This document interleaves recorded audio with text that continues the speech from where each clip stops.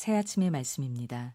경기도 용인시 수지구 풍덕천로 수지 더사랑교회 이수환 목사입니다. 오늘 새 아침에 행복했으면 좋겠습니다. 사랑했으면 좋겠습니다. 성령 충만했으면 좋겠습니다.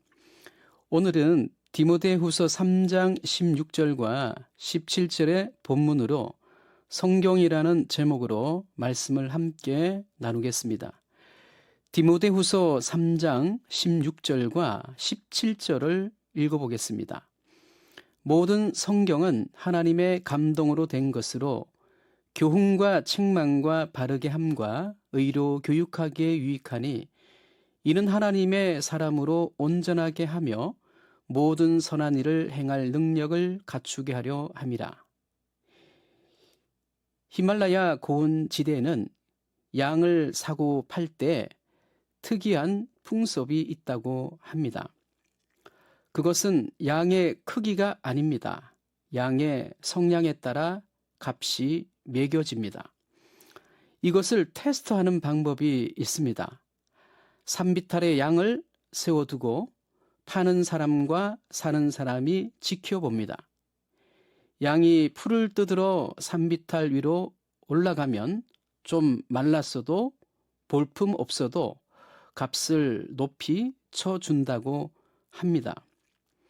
그런데 산비탈 아래로 내려가면 살이 통통해도 보기는 좋아도 값을 덜 쳐줍니다.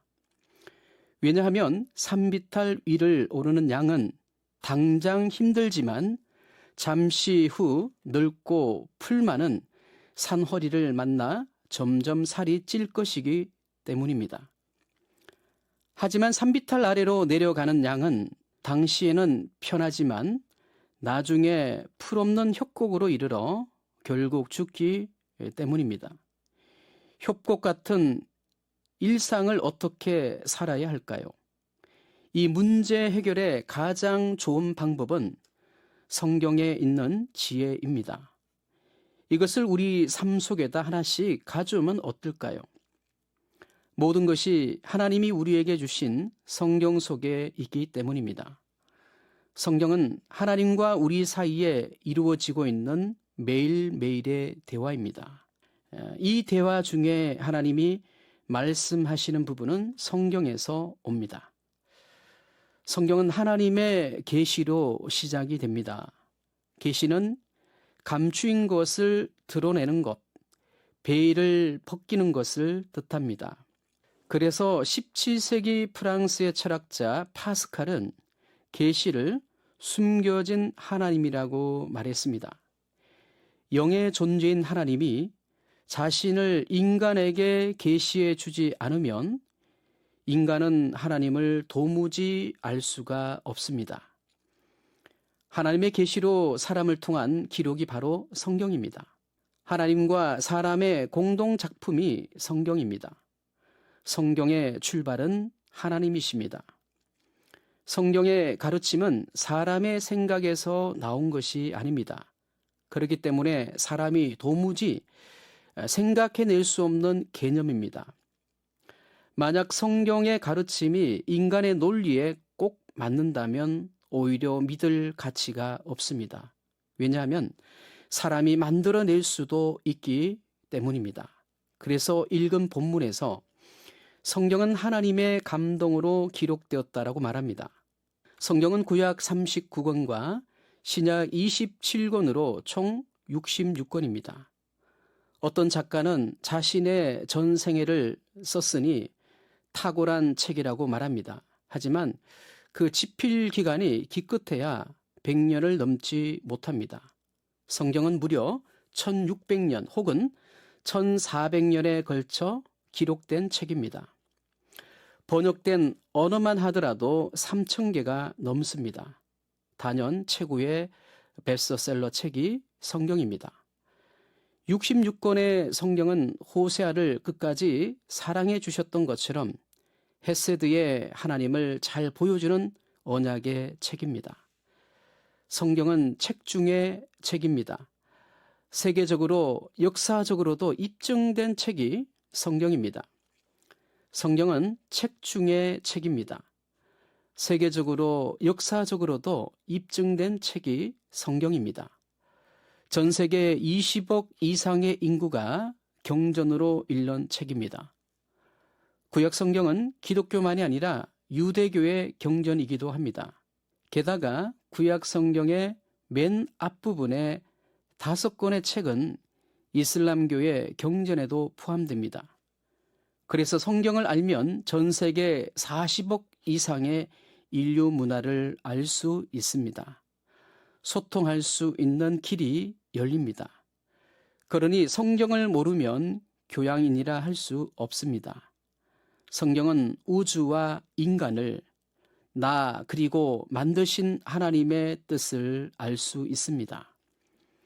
나를 향한 창조주의 뜻을 알면 인생을 값지게 보낼 수 있습니다. 그래서 성경은 인생의 나침판이라고 합니다. 애청자 여러분, 성경이 보여주는 나를 향하신 하나님의 뜻이 궁금하지 않습니까? 인생 사용 설명서라고 할 수 있는 성경을 펼쳐보기를 바랍니다. 미국 에즈베리 대학교 총장을 지낸 데니스 킨노는 성경이 단지 마술책이나 종교 서적이 아니다. 성경은 하나님을 이해할 수 있는 열쇠로 우리에게 주신 것이다 라고 말했습니다. 성경은 하나님을 만나는 책입니다. 그래서 많은 사람이 성경을 통해 하나님의 은혜를 경험합니다. 성경은 좀 더 의미 있는 인생을 만들어 줍니다. 그리스도인 중에 어렸을 때 구약 성경은 율법이고 신약 성경은 복음이라고 배운 이들이 있습니다.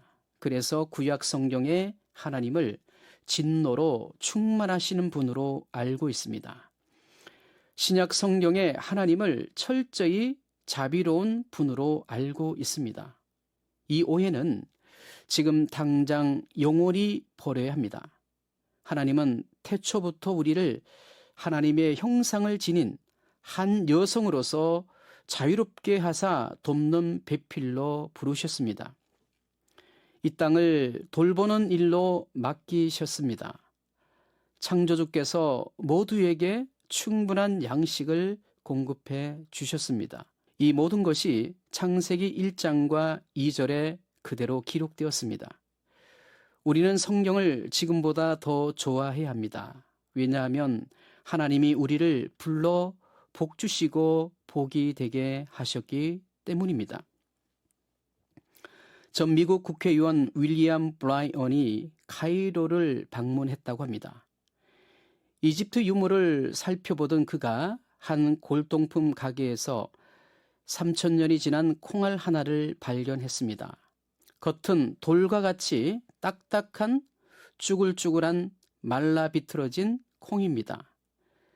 그는 호기심이 생겨 푼돈으로 콩을 구입했습니다. 미국으로 돌아와 정원에다 그 콩을 심고는 열심히 물과 거름을 줬습니다. 얼마 되지 않아 싹이 나고 열매를 맺었습니다. 국무총리까지 오르며 국민을 위한 정치를 했던 그가 가는 곳마다 복음을 전했습니다. 마음을 닫은 사람을 볼 때 그는 오래전 이집트에서 구입한 콩 이야기를 들려주었습니다. 3,000년 동안 죽어있던 콩알 하나도 땅에 심으면 열매를 맺습니다. 1년 된 식물도 변화가 일어나는데 만물의 영장이라 불리는 사람이 정말로 죽으면 사라지고 끝이겠습니까? 그렇습니다. 3,000년 동안 죽어있던 콩도 제대로 된 땅에 심기면 자라납니다. 하나님을 외면한 메마른 영혼도 하나님의 말씀이 심기면 살아납니다. 시편 119편 105절에 보면 주의 말씀은 내 발의 등이요 내 길의 빛이니다 라고 말씀합니다. 어려운 인생길에 하나님의 말씀은 나의 발의 등이 되고 나의 길의 빛이 됩니다. 하나님의 말씀과 친하면 그 어디에서도 없는 탁월한 지혜를 얻게 됩니다. 이 지혜는 현대 사회가 이뤄낸 놀란 기술에도 작동되었습니다. 거대하고 복잡한 사물을 작동하게 만드는 요소는 다름 아닌 아주 작고 단순한 것들입니다. 못이, 바퀴가, 스프링이, 자식이, 끈 같은 것입니다. 보잘것없는 부속에 불과한 볼트와 너트가 있습니다. 이것 또한 세상을 만든 주인공으로 작지만 위대한 과학이 숨어 있습니다. 친숙해서 평범해 보이지만 현대인의 삶을 뒤바꿔 놓은 것은 하나님이 주신 지혜입니다. 애청자 여러분, 지혜 말씀인 성경을 통해 하나님의 뜻을 제대로 깨닫고 온전히 말씀대로 따라가는 새 아침이 되기를 바랍니다. 새 아침의 말씀, 경기도 용인시 수지구 풍덕천로 수지 더사랑교회 이수환 목사였습니다.